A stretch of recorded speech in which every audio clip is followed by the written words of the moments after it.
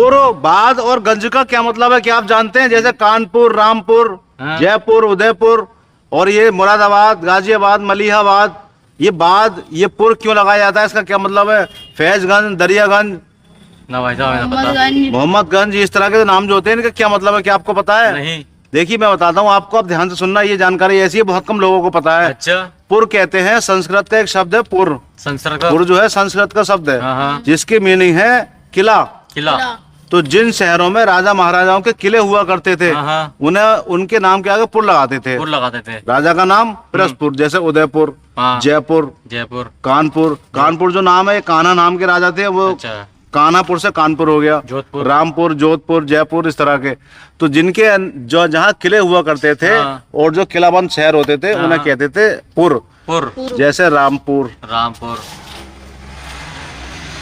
और कानपुर, कानपुर, कानपुर, वैसे जयपुर, जयपुर, जोधपुर, उदयपुर, जोधपुर, उदयपुर, जहाँ पर किले हुआ करते थे। ये तो हो गया पुर, ये संस्कृत का शब्द है पुर। हाँ। इसके बाद आता है बाद। बाद। मुरादाबाद, गाजियाबाद, मलिहाबाद, अहमदाबाद, अहमदाबाद। ये इलाहाबाद। बाद का क्या मतलब है?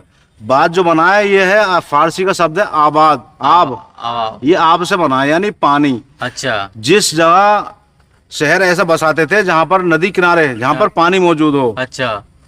जहाँ पे पानी हो, नदी नदी हो हाँ। या झील हो, हाँ। वहाँ जो शहर बताए जाते थे उन्हें बाद बोला जाता था। बाद बोला जाता था। जैसे मुरादाबाद में रामगंगा है, हाँ। मुरादाबाद,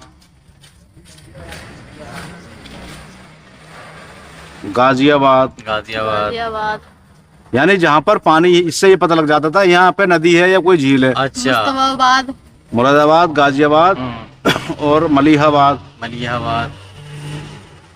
बाद का मतलब हुआ ये, दो हो गए। दो। अब आता है गंज। गंज। गंज कहते हैं खजाने को। खजाने को। जिस जगह राजा महाराजाओं का खजाना रखा जाता था, हाँ, हाँ। शुरू शुरू में जो गंज था वहाँ बोला जाता था। जैसे अच्छा। दातागंज, दातागंज, फैजगंज। फैजगंज।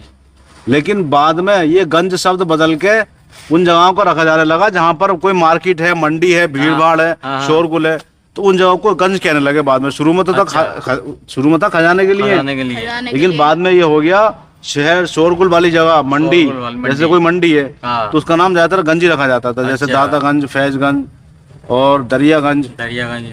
आप दरियागंज में जाओ, दिल्ली कितनी बड़ी मंडी है, बहुत बड़ी मंडी है। दरियागंज। तो आप समझ गए तीनों तीनों का मतलब। समझ गया भाई। तो पुर यानी जहाँ पर किले हों, हाँ। ये किलाबंद शहर हो, वो तो हो गया पुर। ठीक। बाद यहाँ पर यानी जहाँ इसके पास में नदी बह रही है, कोई नदी ना बह कोई, रही ये हो। झील है, कोई झील। कुछ ना कुछ है, ठीक। ये समुंदर है। हाँ। और गंज जहाँ पर खजाने रखे जाते हो शुरू में, या फिर बाद में इसको बदल के जहाँ पर शोरगुल की जगह, मंडी वगैरह की जगह जो होती है, वो हाँ, उसको हाँ। उसका नाम रखा जाता है। बहुत बढ़िया भाई। ये जानकारी ऐसी है, बहुत कम लोगों को पता है, इसे पता होना चाहिए हमें कि नामों का असल में मतलब क्यों रखे जाते थे नाम। ये यार तुमने ऐसी जानकारी दी है, पता ही ना था। पता ही ना इसके था बारे किसी में। को आज तक। चलो ठीक है भैया।